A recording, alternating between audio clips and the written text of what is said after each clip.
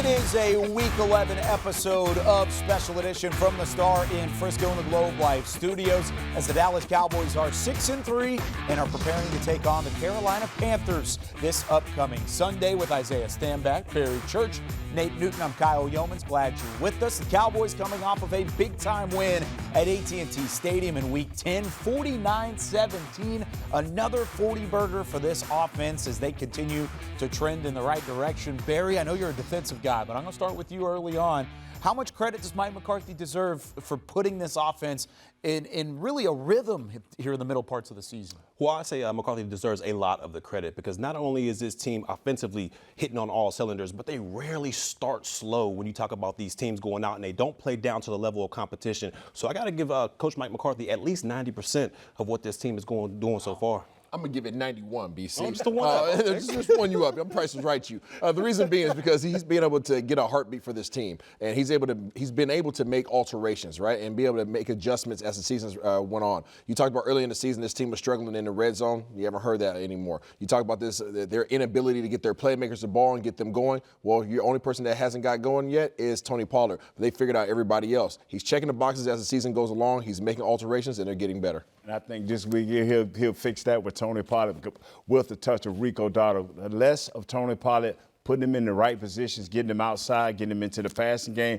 is what you will see Coach McCarthy do this week. I'm just projecting that and predicting that because a little bit more Rico Dotto and a little bit less of Tony in the right situations will ratify that situation. Yeah, you really like that 1-2 punch. It's a backfield duo that had some success against the Giants, and they're going to look to continue that this week against the Panthers. But somebody who did have success, Brandon Cooks, finally up over 100 yards. Not just 100, but 150, 170. He finished with more receiving yards than the entire Giants team on Sunday. It was a phenomenal outing for him. Dak Prescott continues to throw the rock around. Third straight game with over 300 yards and 3 touchdowns. I mean, Isaiah, when you're looking at this offense, how are they starting to get on the same page? Well, they're just figuring it out. Coach McCarthy's getting more comfortable with the system in terms of putting his guys in position to be successful. Last week against the Giants, they faced a team that was playing primarily man-to-man coverage, and they were going to roll the safety over the top of CeeDee Lamb. So Brandon Cooks was going to have one-on-one matchups against a team's second-best defensive back, and that is not the recipe for success for opposing teams.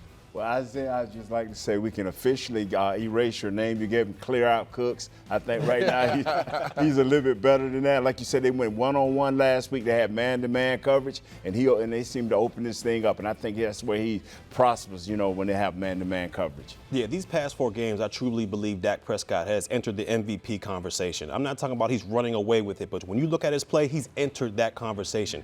5th in the league right now in passing touchdowns, 7th in the league in passing yards, and he's using the multitude of weapons he has out there. He's not just focusing on one guy, CeeDee Lamb or Ferguson. He's using Gallup. He's using Cooks. If that can keep that up, this team overall, this offense especially, can truly become unstoppable. It really seems like the vision that Mike McCarthy had for this offense is starting to really take shape midway through the season, and you've started to see that go along. Unfortunately, though, for the Cowboys, it wasn't all good news this week. On Tuesday, Jerry Jones saying Leighton Vander Esch out for the year. What kind of impact does that have on the Dallas defense? Let's hear from Jerry himself. We had just completely left it up to how he was surviving, but of course it's such a significant loss for us.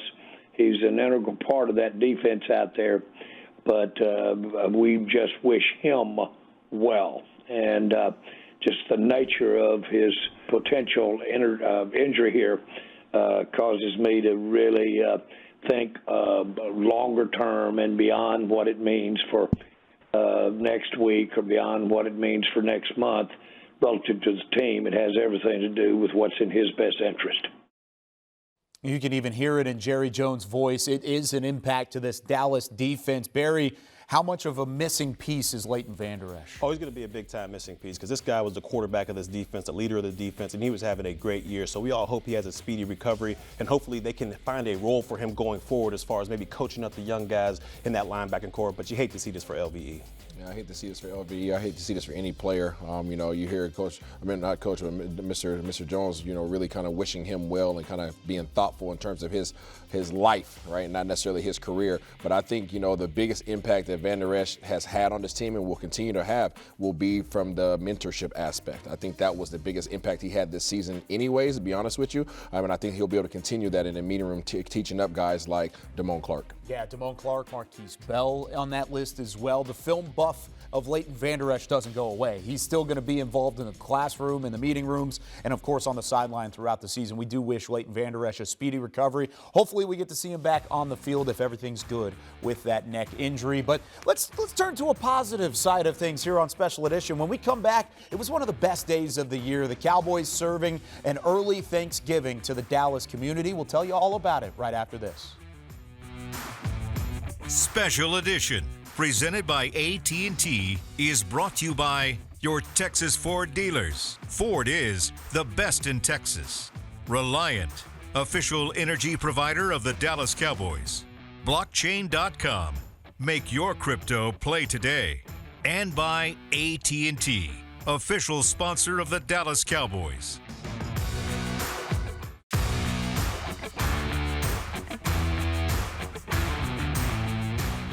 This segment is brought to you by the NFL Fan of the Year, presented by Captain Morgan. It is the holiday season, and the Cowboys Christmas extravaganza is back. Powered by Reliant. It's every Friday and Saturday at the Star in Frisco out on the Tostitos Championship Plaza. It starts this Friday, November 17th. Cowboys families out there, the Cowboys cheerleaders. Rowdy will be in attendance. It is free and open to the entire family. For more information, you can go online and check out thestardistrict.com. And of course, with it being the holidays, you can't have Christmas without a little Thanksgiving first. And the Cowboys had their early Thanksgiving in partnership with the Salvation Army earlier this week. Always a phenomenal tradition where the Cowboys players get to serve the Dallas-Fort Worth community. With more on that, here's Nicole Hutchison. Is that really you? Mr. Dak Prescott? No clones.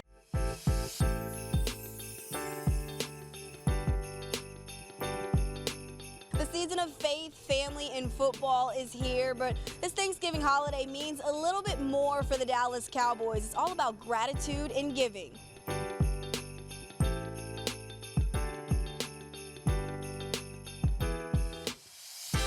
For over 2 decades, the Cowboys have partnered with the Salvation Army on a variety of initiatives, one being serving early Thanksgiving meals. This Thanksgiving holiday, they served 600. When we come out here to the Salvation Army, we see so many people that are really just looking for hope and looking for a brighter tomorrow. And when these guys can walk in the room and you can get cheers and everybody gets excited and they're excited to be a part of something bigger than themselves. They're professional football players, but sometimes people tend to forget they're human beings. They just have a unique ability to brighten anyone's day. I heard one lady say as we were walking by, "This is the best day of my life." And so to hear someone say that, it means a lot, especially when they're in a place where they're dealing with all types of issues and situations. Look at the camera, right? There we go.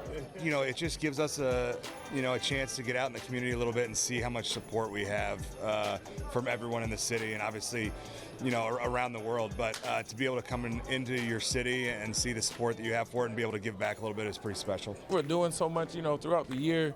You kind of get caught up in, what you're doing and everything. But just to come give back, talk to somebody that, you might make their day, might make their year, and you don't know. Just put a smile on somebody's face, like I keep saying. That's all I'm here for. You have a big smile on your face. I got a big one on my face. I enjoy it.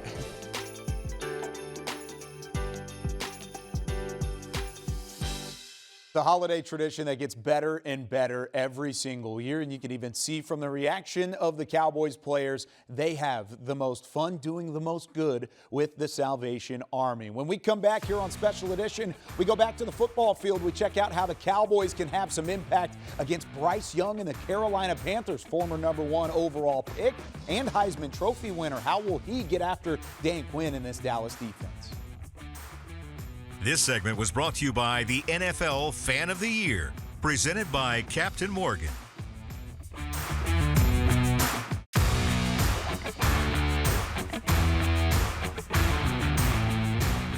This segment is brought to you by your Texas Ford dealers. Ford is the best in Texas.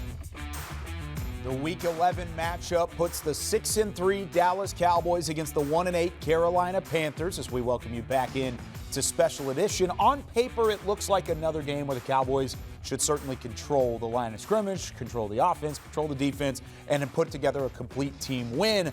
However, as we saw in Week 3 against Arizona, you can't overlook a single team any week in the NFL. Isaiah, I'll start with you on this one. Bryce Young, #1 overall pick, former Heisman Trophy winner.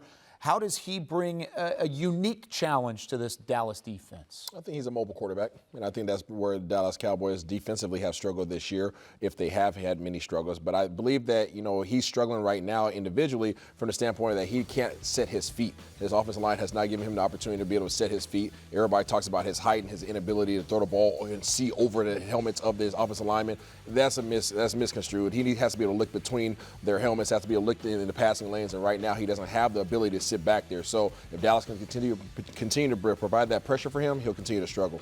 Yeah, I believe, Bryce Young, he has struggled so far this season. I don't think it's going to get any better for him this week. When you look at it, Frank Wright, the head coach down there, has taken back over the play calling duties offensively, so maybe that'll give this offense the spark they need going forward. But I just believe that it'll be just too much of a task for the #1 overall pick to overcome this explosive Cowboys defense. Like you say, fellas, they want to say it's about his height, it's about his inaccuracies. That is wrong. When this kid is able to set his feet, he completes passes. He's a cool, calm, collective guy. I've seen him get basically trucked, and he get up and complete the next pass. So, hey, just don't give him any time to breathe. But this kid can play, and he is a winner. Yeah, speaking about getting trucked, that's exactly what the Carolina backfield is going to try and do to the Dallas defense. Nate, when it comes to Miles Sanders, a familiar foe from his one time with the Philadelphia Eagles, and then Chuba Hubbard at the same time, it's a 1-2 punch that hasn't worked out. Can Carolina get the ground game going against Dallas? They're going to try because that's just the only way you can get going. I mean, we are a team that can play for a lead. Our defense, all they need is a 3-point lead, and they'll just start applying the pressure. So they're going to have to run and play situational football with Chuba Hubbard and Miles Sanders. Yeah, I mean, they have personnel-wise, there's no questions in terms of what these guys have offensively. It's just a matter of them being effective. I don't foresee them necessarily getting this ground game going. I think Dallas has done a good job of negating teams from being able to run the ball. If they are going to be a threat, it's probably going to be in the passing game. Yeah, got to be in the passing game. And let's talk about that passing game. Adam Thielen. Hayden Hurst is questionable with a concussion protocol this week. But, Barry, you faced a couple of these receivers. They bring some challenges in their own right. Oh, yeah, I played against and with one of these guys. DJ Chark was my teammate in Jacksonville. And this guy has speed to open up everything out there. The only thing with DJ Chark is he's inconsistent. One week he'll look like an all-star. The next week he won't be able to catch the football. And then when you talk about Adam Thielen out there, he's just Mr. Consistency out there. He can do everything you ask of a wide receiver. He can do the short stuff, the long stuff. He has a great set of hands, and he's very quarterback-friendly. So this will be a matchup for the Dallas Cowboys secondary that they're going to have to keep their eye on. But overall, I just think there'll be too much for the Carolina Panthers. I agree with you, Barry. I do believe that Adam Thielen is a consistency nightmare, though, for anybody that he plays against. This dude has been doing nothing but being productive his entire career. And everybody wants to talk about his age. As you can see it on the screen, this dude's still running great routes, still finding his zone. He's using his savviness, his wisdom to get open. He's being that security blanket for the young Bryce Young. And Nate, really quickly, I want to hit on the defense because they come in as one of the top pass defenses in the NFL. They don't get a ton of pressure on opposing quarterbacks, but they do bring a big challenge there. Yeah, they do. I mean, they played a 3-4 defense. They like to blitz a little bit. They got Brian Burns. Brian Burns. He's inconsistent. I mean, you'll see him flash, and then all of a sudden he'll disappear for a couple of minutes. But hey, they got a pretty decent defense. And we're going to talk a little bit about that defense. When we come back, Isaiah Stanback's going to take to the film room. We'll tell you exactly what you should watch out for with Brian Burns and company. This is a Carolina defense that's going to try and get in the backfield. Are they able to against the Dallas offense? This segment was brought to you by your Texas Ford dealers. Ford is the best in Texas.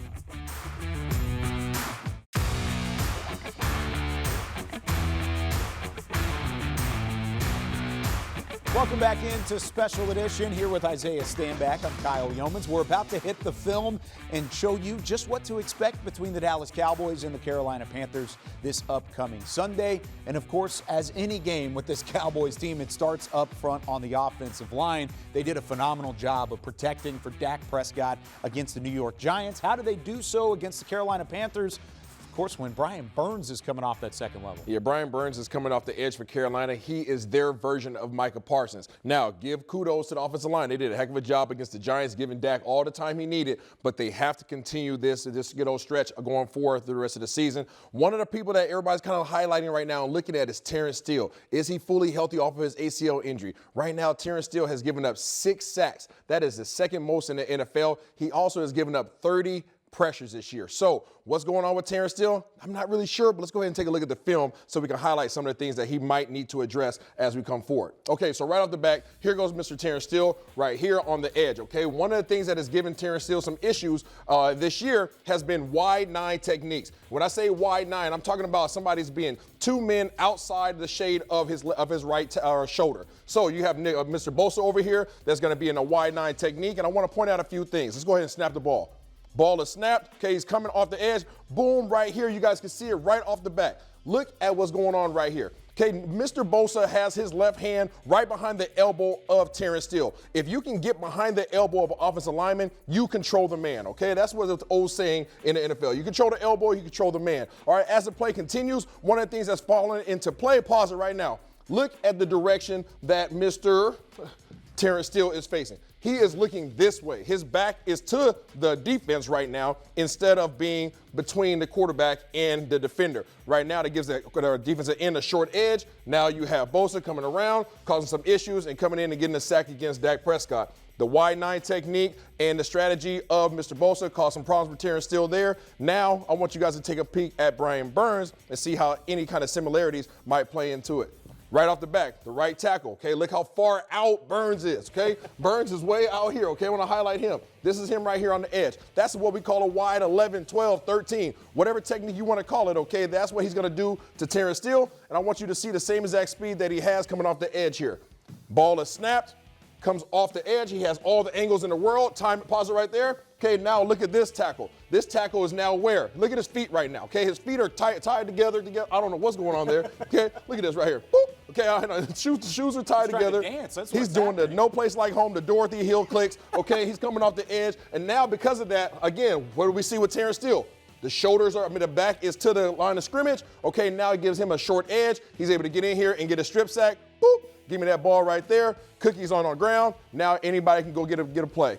That is the issue that Brian Burns is going to present. That is what Terrence Steele has been struggling with. Okay, he's getting his shoulders in a bad position. His feet have been in a bad position. And majority of the time it's coming from a wide 9 or more stance because of that he has to go out now on an island to go chase that man. Settle in, trust your strategy, trust your technique, and let those guys come to you. Be the guy that's in between the quarterback and the defender. You mentioned it right up at the jump. Brian Burns is their version of Micah Parsons. He can be anywhere on the line of scrimmage. He could be anywhere against your offensive line. But for the most part, he's going to go up against Terrence Steele. He looks like he's stronger, at least from a body build standpoint. Is that something that Carolina is going to try and utilize? Yeah, I have to believe he's 6'4", 250 pounds, and I don't think there's an ounce of fat on this guy. And he is relentless. That's the biggest advocate for him right now is not only his size, his athleticism, but the technique and the strategy that they use to approach to go ahead and go against offensive linemen, but also his speed. That's what's going to cause problems. Now, he is questionable.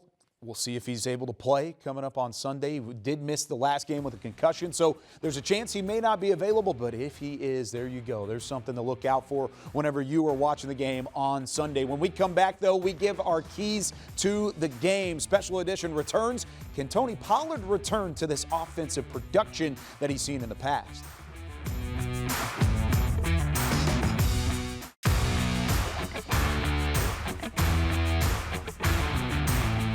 Special Edition, presented by AT&T, was brought to you by your Texas Ford dealers. Ford is the best in Texas. Miller Lite, the only beer of the Dallas Cowboys. And by AT&T, official sponsor of the Dallas Cowboys.